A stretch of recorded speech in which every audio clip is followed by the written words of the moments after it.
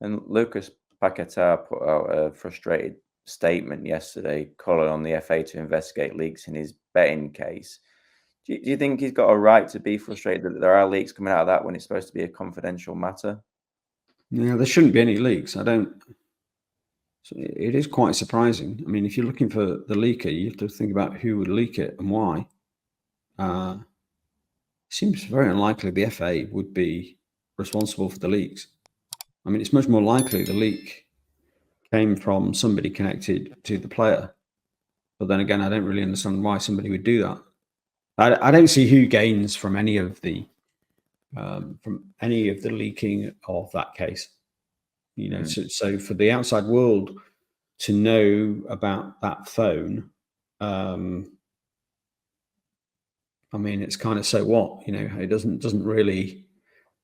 I mean, people like to assume the worst because he's lost his phone and what it therefore means. But the reality is, it makes no difference to what the FA disciplinary is going to hear in respect of this matter. I mean, they're going to make their decision regardless of what the public think. So I don't know. It's a bit of an odd one. As I say, I find it very hard to believe that the leak came from the FA side, either from the FA themselves or their lawyers. I just don't. It just seems very, very unlikely. So I don't know. But, you know, he's got to have a fair trial. I'm sure he will get a fair trial. I mean, you know, there's probably just he's probably very nervous because clearly, if he loses, it's going to be very hard for him to play again. Certainly in the Premier League, I think it'd be basically impossible. But he may not play again. Period. If he's done what is alleged, and so you can understand that he's nervous about it. It's his entire career. Thanks so much for that update on the gambling ban situation for Paqueta and West Ham. Now over to Pete O'Rourke and Paul Robinson to tell us about some potential West Ham transfers that may fill in for the gap should Lucas Paqueta get banned from football. Let's talk about West Ham, Paul. Ruben Loftus-Cheek being linked with a move back to the Premier League. We know when he's at his best, he can really be a special player, but never really found his full footing in senior football over a long period of time. Do you think a move to West Ham long-term could potentially get him, you know, back to reaching that potential we all saw a few years ago in the Premier League? It's a difficult one. I think he's obviously left for a reason, hasn't he? He's gone to Italy and he's playing regularly at AC Milan. He's got a glittering youth career. He's one of those players that's you always talk about. He's got great potential. And then you look at him now. He's 28. You know, at some point, like what your question meant, he's going to have to fulfil that potential at some point. You look at his Chelsea career, loan at Crystal Palace, loan at Fulham, didn't really work at Chelsea for him. Gone to AC Milan, and we're still talking about, is he going to live up to that potential? Played at England every single level from under 16 all the way through, and he's a player of real quality. Can I see him coming back to the Premier League one day? Yeah, I can. I think he's still got time in his career, and he's one of these players who will and is developing later than we expected him to.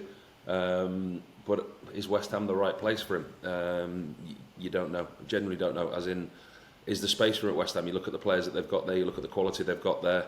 It's pie in the sky at the moment. Could he come back to the Premiership? Absolutely. Will it be West Ham? Don't know.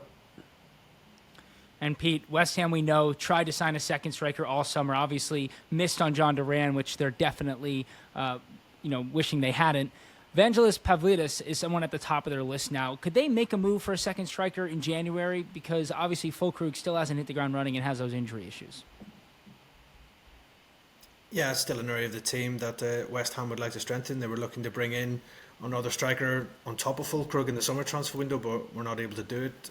Pavlidis is somebody who has been on their radar for a while, and he did his reputation no harm last week at all with that double against England for Greece at Wembley, which Paul was there. He probably saw him up close and personal to see what he's like, but he's got a really prolific goal-scoring record at AZ Alkmaar. I think he scored 80 goals in 137 appearances, so I was surprised that no Premier League clubs really made a real effort to try and sign him in the summer. He ended up going to Benfica, and he's had a decent start for them. Obviously they can offer him Champions League football and everything else, but a top player. I think he went for about 15 to 16 million to Benfica. After what he did for Greece against England, his price tag has probably just increased a bit more, and we know Benfica, they are tough negotiators. They will want top dollar for Pavlidis. So I think it could be a hard deal to do for West Ham right now as well, considering they did spend a lot of money in the summer transfer window. I'm sure they might have to cut their cloth with FFP and everything else after that big outlay in the summer. So difficult deal to do for West Ham, but I'm sure following those heroics for Greece against England, it made a lot of Premier League clubs sit up and take notice, and I'm sure there'll be clubs keeping tabs on Pavlidis' situation at Benfica probably over these oncoming months ahead of the summer transfer window next summer. And Paul, Harry Maguire, a player who seemingly always in the news for good or for bad, could potentially make a cut price move to West Ham this summer. He seems to be available for a very low amount of money. What are your thoughts on his career and where it could go from here, and if he can get back to those top levels we saw a couple of years ago? Absolutely, you can. For me, as an older ex-player with hindsight who left the club too early because of a manager, I think he sits it out. He's going to last at Man United longer than Erik ten Hag is. He's not going to be around for 6-12 months. Harry Maguire is going to be. There's still a top quality player in there. If I'm Harry Maguire, I'm waiting to see who the next Manchester United manager is. I'm having talks with the next Manchester United manager, seeing if I'm wanted, seeing if I'm part of his plans. And then at that point, that's when I make my decision. I don't think there's any rush for Harry Maguire to go anywhere. We know it was close in the summer, potentially leaving. With the manager there signing, his contract been extended, let's say, in the summer. If I'm Harry Maguire, and I think, listen, he's an older player who's switched on. He's a clever player. He knows that he'll be at Manchester United if he wants to be longer than the manager will. So if I'm him, I sit it out and wait to see who the next manager is.